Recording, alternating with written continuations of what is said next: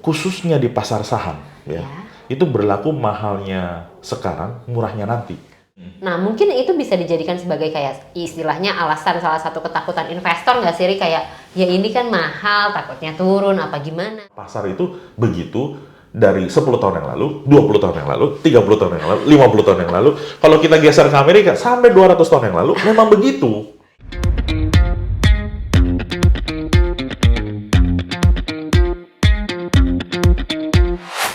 Hai Freneses, balik lagi di Bedpot, Batavia Podcast di segmen 5 menit aja, singkat, padat, dan jelas dengan saya Tias, host Bedpot dan narsum tetap kita, Eri. Halo Ri. Halo Yas. Ri, kita mau ngomongin apa nih hari ini, Ri? Oke, recently kan IHSG itu hit 7.400-an gitu ya, all time high. So, saya ada pengalaman ditanyain sama investor, sama customer gitu ya, kira-kira dengan indeks sudah semahal atau setinggi ini gitu ya, sebenarnya sih nggak mahal, tapi setinggi ini boleh nggak sih masih masuk gitu ya. Oke. Nah, selalu saya bingung juga nih jawab pertanyaan yang agak-agak sulit gitu ya. Terus saya tiba-tiba kepikiran, dijawab aja pakai kata-kata mutiara gitu. Oh, apa tuh, Ri? Apa tuh, Ri? Gini Pak, khususnya di pasar saham ya, itu berlaku mahalnya sekarang, murahnya nanti. Mahalnya sekarang, murahnya nanti. Murahnya Oke, nanti. judul podcast kita ya hari Oke, ini ya. siap, fix ya. Iya. Nah, jadi maksudnya tuh apa? Maksudnya kalau kita ngelihat indeks saham itu tinggi hari ini, atau indeks saham hari ini kelihatannya mahal, itu nanti in the interest of time, setelah dilewati oleh waktu, di kemudian hari, itu pasti jadi murah. Iya, benar. Contoh, momen-momen sebelumnya nih, indeks hit 1000 pertama kali. Saya sih nggak menyaksikan ya. Saya juga sih kayaknya. Ya, masih sekolah. Ya. Itu sekarang at that time 1000 itu tuh orang very bullish, orang very happy, angka yang sangat tinggi gitu ya. Angka yang wah dari 1000 mau kemana lagi gitu ya. Nah, sekarang kita lihat hari ini 7000. Iya. 7000 lagi pandemi. Kali lipat. 7400. Lagi pandemi itu di tahun 2020 di bulan April ya, kalau nggak salah ya. Itu hit low itu di 4000-an lah gitu ya. Itu orang panik ya datang. Wah ini turun jauh gitu, 4.000-an gitu. Padahal coba kita bandingin sama si 1000. 1000 yang udah pada heboh di 1000 itu kan ya, Ri? Nah terus ke 2008, 2830 all time high. Iya. Sempat turun sih memang ke 1100 Iya. gitu ya. 1111 di bulan Oktober, dari Februari ke Oktober turun dari 2830 ke 1100-an. Habis itu kan kembali lagi tuh ke 2900. Orang mulai gamang. Iya. Udah balik ke 2800 lagi nih. Mahal dong, Mahal tinggi lagi dong, gitu iya kan. kan? Mahal lagi dong. Mahal dong, tinggi dong gitu kan. Lihat. Sebelum pandemi 6.600. Iya. All time high-nya. Nah, terus kan pandemi turun ke 4.000 terus anyhow pelan-pelan balik lagi. Iya. Kan sempat lewatin 6.600 lagi dong kan, sekarang udah 7.400. Berarti 6.600 sempat dilewatin kan? Iya. Jadi wah, 66.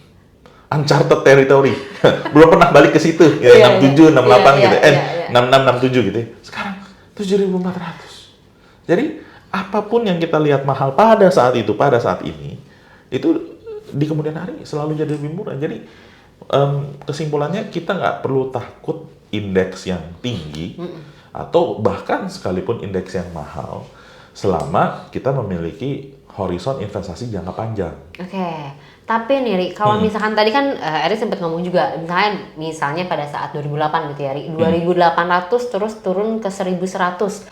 Nah, mungkin itu bisa dijadikan sebagai kayak istilahnya alasan salah satu ketakutan investor nggak sih, Ri? Kayak ya ini kan mahal, takutnya turun apa gimana gitu, Ri.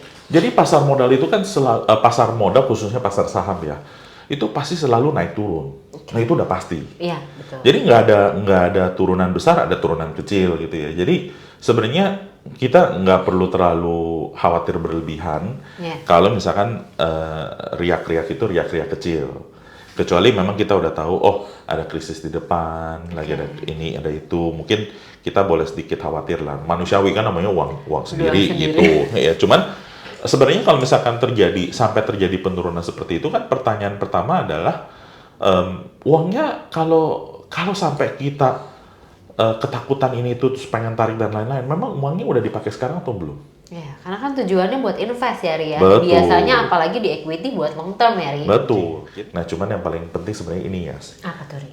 risk profile-nya. Nah, sesuai nggak? Betul. Karena kalau misalkan dia udah panik, misalnya dia apa? Berarti risk profile-nya mungkin nggak cocok. Betul. Jadi bukan salah, saya nggak bilang salah investornya, tapi pasarnya juga nggak salah. Karena memang pasar itu begitu dari 10 tahun yang lalu, 20 tahun yang lalu, 30 tahun yang lalu, 50 tahun yang lalu.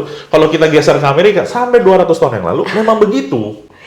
Iya. Memang karakternya seperti itu. Betul, risk profile kita yang harus di-adjust. Cara risk profile kita yang harus sesuai dan cara investasinya harus di-adjust. Oke, dan mindset Gitu. juga mungkin ya, Ri, ya, yang harus diubah. Ya. Nonton podcast kita yang kuat, rugi nggak kuat untung. Nah, iya betul. Di situ juga sempat kita bahas tentang mindset ya. Iya, betul. Oke, Bro and Sis, menarik banget ya pembahasan kita kali ini. Kita jadi ada satu highlight baru nih, mahalnya sekarang, murahnya nanti. Jadi jangan takut lagi untuk investasi ya, Bro and Sis. Semoga bermanfaat untuk topik hari ini. Sampai berjumpa di Bedpod selanjutnya. Thank you.